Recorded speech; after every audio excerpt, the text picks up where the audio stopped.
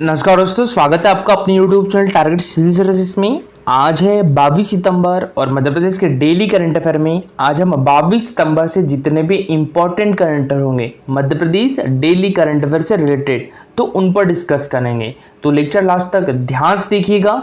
चलिए स्टार्ट करते हैं हम अपने पहले क्वेश्चन के साथ। तो देखिए पहला क्वेश्चन है हमारा, हाल ही में हमारे मध्य प्रदेश के मुख्यमंत्री शिवराज सिंह चौहान जी के द्वारा श्री आदि शंकराचार्य जी की 108 फीट ऊंची प्रतिमा, इसका नाम क्या है? Statue of oneness. ठीक है, स्टैच्यू ऑफ वननेस का अनावरण कहां पर किया गया है? तो ये ओमकारेश्वर में किया गया है। तो इसका आंसर हो जाएगा ऑप्शन नंबर ए। ठीक है, ओमकारेश्वर। ओमकारेश्वर हमारे मध्य प्रदेश के किस डिस्ट्रिक्ट में है? तो खंडवा डिस्ट्रिक्ट में है।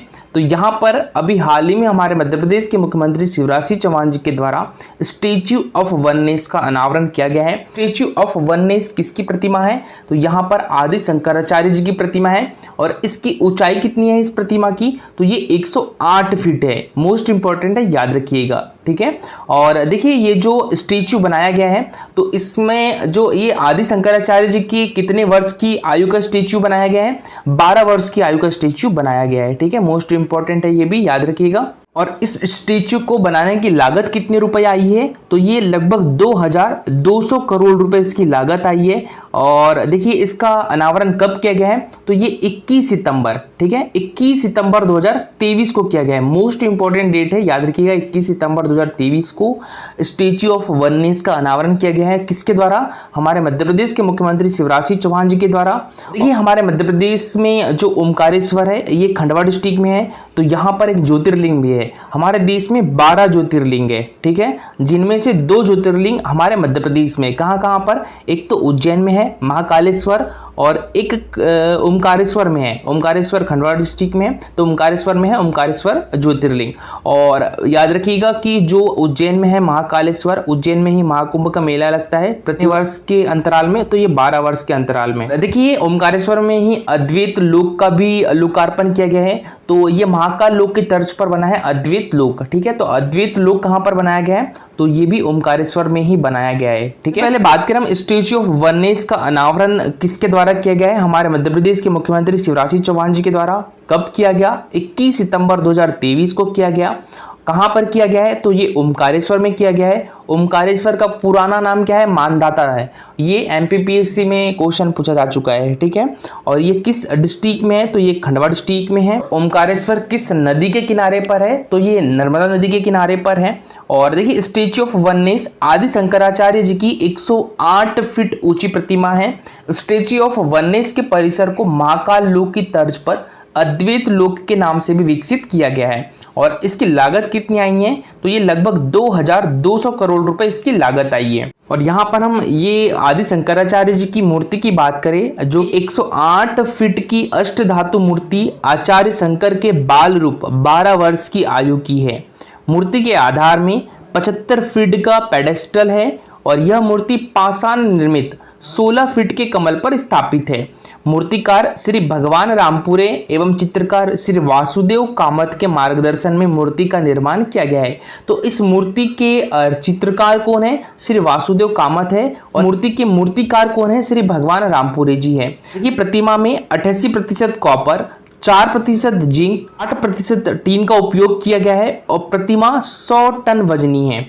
कुल 290 पैनल से यह मूर्ति निर्मित की गई है। और समग्र अधोसंरचना के निर्माण में उच्च गुणवत्ता के 250 टन के स्टेनलेस स्टील का उपयोग भी किया गया है। कंक्रीट के पेडेस्टल की डिजाइन 500 वर्ष तक की समयावधि को ध्यान में रखकर की गई है। अगर हम यहाँ पर आदिगुरु शंकराचार्य जी की, तो इनका जन्म कब हुआ था? ये 788 ईस्वी में हुआ था। कहाँ पर? कलाडी में। कलाडी कहाँ पर है? ये केरल में है।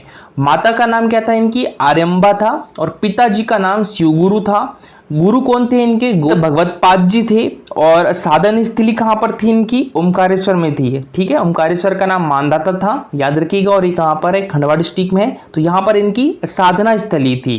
अद्वैत वेदांत। और देखिए इनके प्रमुख ग्रंथ कौन कौन से थे? ब्रह्मसूत्र भाष्य, जो कि ब्रह्मसूत्र पर टिप्पणी की गई, जिसमें भजगोविंदा स्तोत्र, सातकम और प्राकरण ग्रंथ। ठीक है, तो आदिगुरु शंकराचार्य जी के प्रमुख ग्रंथ भी याद रखिएगा।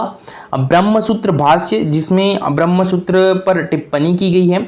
भाज गोविंद स्तोत्र, निर्वाम सातकम और ग्रंथ, ये इनके प्रमुख ग्रंथ हैं। और देखिए सनातन धर्म के प्रचार के लिए उन्होंने श्रृंगेरी, पुरी, द्वारिका, बद्रीनाथ में भारत के चारों कोनों पर 4 मठों की स्थापना की है।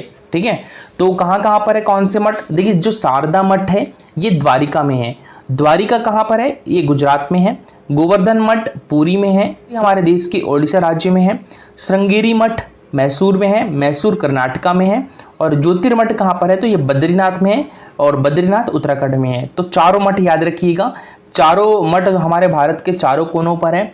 जो कि शारदा मठ जो है वो पश्चिम में है। ठीक है, कहाँ पर? गुजरात में है। गुजरात में कहाँ पर है? तो ये द्वारिका में है। और जो गोवर्धन मठ है, ठीक है, ये पूरी ओडिशा में है। और जो श्रृंगेरी मठ है ये मैसूर कर्नाटका में है। और ज्योतिर्मठ कहाँ पर है? तो ये बद्रीनाथ में है। और बद्रीनाथ कहाँ पर है? तो ये उत्तराखंड में है। ठीक है, तो ये भारत में चारों कोनों पर चारों मठ की स्थापना किसके द्वारा की गई थी? तो ये आदिगुरु शंकराचार्य जी के द्वारा की गई थी। ठीक है, 820 ईस्वी में 33 वर्ष की आयु में आदिगुरु शंकराचार्य जी ने केदारनाथ में समाधि ली थी। तो याद रखिएगा, आदिगुरु शंकराचार्य जी ने समाधि कब ली थी?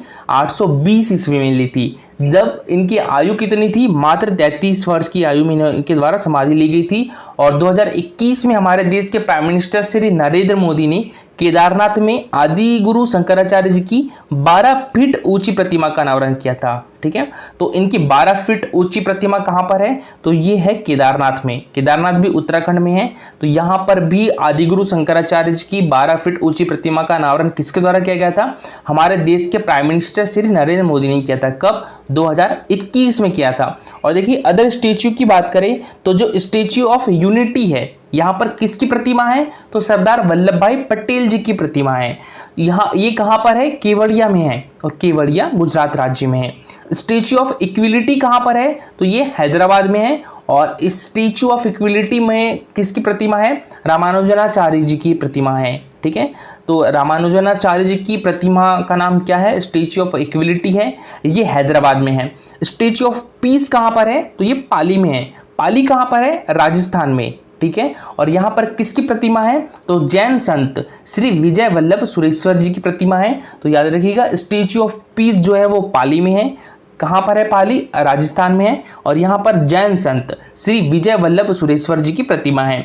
स्टेच्यू ऑफ नॉलेज कहाँ पर है? तो ये लातूर में है। और लातूर कहाँ पर है? तो ये महाराष्ट्र में है। ठीक है, लातूर कहाँ पर है? महाराष्ट्र में है। और लातूर में ही स्टेच्यू ऑफ नॉलेज है। यहाँ पर किसकी प्रतिमा है? डॉक्टर भीमराव अंबेडकर जी की प्रतिमा है। ठीक है, स्टेच्यू ऑफ प्रोस्पेरिटी कहाँ पर है? तो ये बेंगलोर में है। स्टेच्यू ऑफ प्रोस्पेरिटी कहाँ पर है? बेंगलोर में है। और यहाँ पर किसकी प्रतिमा है? तो ये नाद प्रभु कैंपेगौड़ा की प्रतिमा है। स्टेच्यू ऑफ लिबर्टी न्यूयॉर्क में है, यूनाइटेड स्टेट ऑफ अमेरिका में है, न्यूयॉर्क सिटी। ठीक है, और क्राइस्ट द रिडीमर कहाँ पर है? ये रियो डी जेनेरो में है। ठीक है, और रियो डी जेनेरो कहाँ पर है? तो ये ब्राजील में है। और देखिए अभी जो G20 चला है ना, इसके अभी अध्यक्षता किसके पास है? तो ये हमारे भारत देश के पास है। और 2024 में इसकी अध्यक्षता किसके पास रहेगी? तो ये ब्राजील के पास रहेगी। नेक्स्ट क्वेश्चन है हमारा, देखिए दोस्तों अभी भोपाल में 10वां विज्ञान मेले का आयोजन किया गया है। ठीक है, तो 10वें विज्ञान मेले का आयोजन कहाँ पर किया गया है? ये हमारे मध्य प्रदेश की राजधानी भोपाल में किया गया है। यहाँ पर MP Transco Madhya Pradesh power transmission company के स्टॉल को कौन सा स्थान प्राप्त हुआ है? देखिए यहाँ पर अलग अलग जो विज्ञान से रिलेटेड अलग अलग स्टॉल लगाए गए थे। तो यहाँ पर हमारे Madhya Pradesh power transmission company का भी एक स्टॉल लगा था। तो यहाँ पर सभी को पुरस्कार दिए गए हैं। इसमें हमारे Madhya Pradesh power transmission company को कौन सा पुरस्कार प्राप्त हुआ है? द्वितीय पुरस्कार प्राप्त हुआ है। तो इसका आंसर हो जाएगा ऑप्शन नंबर बी। ठीक है, द्वितीय पुरस्कार। देखिए अभी हाल ही में 15 सितंबर से लेकर 18 सितंबर तक, ठीक है, 15 सितंबर से लेकर 18 सितंबर तक विज्ञान मेले का आयोजन किया गया था। कहां पर? तो ये भोपाल में। और ये कौन सा संस्करण था? तो ये 10वां संस्करण था। मोस्ट इंपॉर्टेंट है, याद रखिएगा 10वां विज्ञान मेले का आयोजन भोपाल में किया गया है। और देखिए यहाँ पर इसरो के भी प्रमुख वैज्ञानिकों ने भाग लिया था। देखिए 18 सितंबर 2023 को भोपाल के BHEL स्थित दशहरा मैदान में आयोजित 4 दिवसीय राज्य स्तरीय विज्ञान मेले में आकर्षण का केंद्र बने MP ट्रांसको यानी Madhya Pradesh power transmission company के विविध जानकारियों से भरपूर स्टॉल को सरकारी क्षेत्र के स्टॉल की श्रेणी में द्वितीय पुरस्कार प्राप्त हुआ है। क्वेश्चन है हमारा, मध्य प्रदेश में प्रारंभिक शिक्षा के लिए संचालित छात्रावासों की रैंकिंग में किस जिले को प्रथम स्थान प्राप्त हुआ है? तो ये सीहोर जिले को। तो इसका आंसर हो जाएगा ऑप्शन नंबर ए। ठीक है, मध्य प्रदेश में प्रारंभिक शिक्षा के लिए संचालित छात्रावासों की रैंकिंग में सीहोर जिले को प्रथम स्थान प्राप्त हुआ है। और कार्यक्षमता एवं प्रदर्शन के आधार पर जारी की गई रैंकिंग में भी सीहोर जिले को प्रथम स्थान प्राप्त हुआ है। ठीक है, तो याद रखिएगा, प्रारंभिक शिक्षा के लिए संचालित छात्रावासों की रैंकिंग में सीहोर जिले ने प्रथम स्थान प्राप्त किया है। तो देखिए 18 सितंबर 2023 को राज्य शिक्षा केंद्र स्कूल शिक्षा विभाग के द्वारा प्रारंभिक शिक्षा के लिए संचालित छात्रावासों की सत्र 2022-23 की रैंकिंग जारी की गई है, जिसमें सीहोर जिले ने हमारे मध्य प्रदेश में प्रथम स्थान प्राप्त किया है। इस रैंकिंग प्रणाली को विकसित करने का जो मुख्य उद्देश्य है वो रहवासी सुविधाओं के साथ छात्रावासों में अध्ययन अध्यापन की बेहतर व्यवस्थाओं हेतु स्वस्थ प्रतिस्पर्धा जागृत करना है और छात्रावासों के प्रदर्शन एवं कार्यक्षमता के मानकों पर कुल 100 अंकों में यह रैंकिंग तैयार की गई है।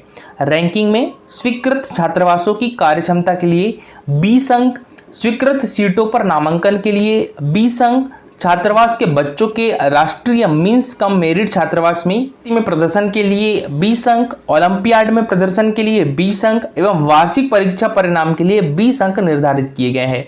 कार्यक्षमता एवं प्रदर्शन के आधार पर जारी रैंकिंग के अनुसार सीहोर जिले ने हमारे मध्य प्रदेश में प्रथम स्थान प्राप्त किया है। वहीं रायसेन, देवास, डिंडोरी, मंडला, छिंदवाड़ा, अलीराजपुर, बड़वानी, इंदौर, धार ने क्रमशः 10 शीर्ष जिलों में स्थान अपना बनाया है। और देखिए कल का हमारा क्वेश्चन था, हाल में मध्य प्रदेश सरकार के द्वारा किस जिले के श्री अनिल धूपर को राज्य स्तरीय लाइफ टाइम अचीवमेंट पुरस्कार 2022 से सम्मानित किया गया है? तो जो श्री अनिल धूपर जी है, इनका संबंध किस खेल से है? टेनिस से है। और इनका संबंध किस डिस्ट्रिक्ट से है? तो इंदौर डिस्ट्रिक्ट से है। तो इसका आंसर हो जाएगा ऑप्शन नंबर डी। अभी हाल ही में इंदौर के श्री अनिल धूपर को राज्य स्तरीय लाइफ टाइम अचीवमेंट पुरस्कार 2022 से सम्मानित किया जाएगा। अनिल धूपर का संबंध किस खेल से है? टेनिस से है। ठीक है, बात करें लाइफ टाइम अचीवमेंट पुरस्कार की, तो इसकी स्थापना 2002 में की गई थी और इसमें पुरस्कार राशि 2 लाख रुपए दी जाती है। पुरस्कार ऐसी खेल हस्ती को दिया जाता है जिसने प्रदेश के खेलों के विकास एवं प्रोत्साहन के लिए जीवन पर्यंत योगदान दिया हो। हम यहाँ पर श्री प्रभात जोशी खेल पुरस्कार की, तो देखिए ये एक पर्टिकुलर गेम के लिए दिया जाता है ये पुरस्कार, और अभी इस पुरस्कार के नामों की घोषणा नहीं हुई है अभी। ठीक है, इस वर्ष अभी प्रभात जोशी खेल पुरस्कार किसके नाम की घोषणा नहीं हुई है। और प्रभात जोशी खेल पुरस्कार किस गेम में दिया जाता है? तो ये मलखम्ब में दिया जाता है। ठीक है, और मलखम्ब हमारे मध्य प्रदेश का राजकीय खेल भी है। इसे राजकीय खेल कब घोषित किया गया था? तो ये 2013 में घोषित किया गया था। और प्रभात जोशी खेल पुरस्कार की स्थापना भी कब की गई थी? तो ये 2013 में की गई थी। ठीक है, जिसमें पुरस्कार राशि 2 लाख रुपए दी जाती है। पुरस्कार वर्ष 2013 से प्रारंभ किया गया और ऐसी खेल हस्ती को दिया जाता है जिसने मलखम्ब खेल के विकास एवं प्रोत्साहन के लिए योगदान दिया है। आज के लिए आपका क्वेश्चन है, 3 से 6 अगस्त 2023 तक एशिया के सबसे बड़े साहित्यिक उत्सव उन्मेष का आयोजन कहां पर किया गया है? मंदसौर, भोपाल, बुरहानपुर या इंदौर? तो इसका आंसर पूरा डिटेल में दीजिएगा। और देखिए दोस्तों, ये है हमारा Telegram channel target civil services. तो इस पर डेली 20 क्वेश्चन के क्विज होते हैं और इसमें प्रीवियस ईयर के क्वेश्चन भी रहते हैं जो कि एमपीपीएससी में क्वेश्चन पूछे जा चुके हैं। ठीक है, तो कल जो हमारा क्विज हुआ था ये पार्ट 11वां था। इसमें पॉलिटी से रिलेटेड क्वेश्चन पूछे गए थे। तो इसमें जो फर्स्ट रैंक आई है वो हर्षिता तिवारी की आई है, सेकंड रैंक राहुल की आई है और जो थर्ड रैंक है वो सुनील की आई है। तो आप भी इसमें पार्टिसिपेट कर सकते हो। टेलीग्राम चैनल की लिंक आपको हमारे वीडियो के डिस्क्रिप्शन बॉक्स में मिल जाएगी। और दोस्तों, लेक्चर अच्छा लगा हो तो लाइक और शेयर जरूर करिएगा। अगर आप इस चैनल पर नए हो तो सब्सक्राइब भी कर लीजिए। Thank you so much for watching this video.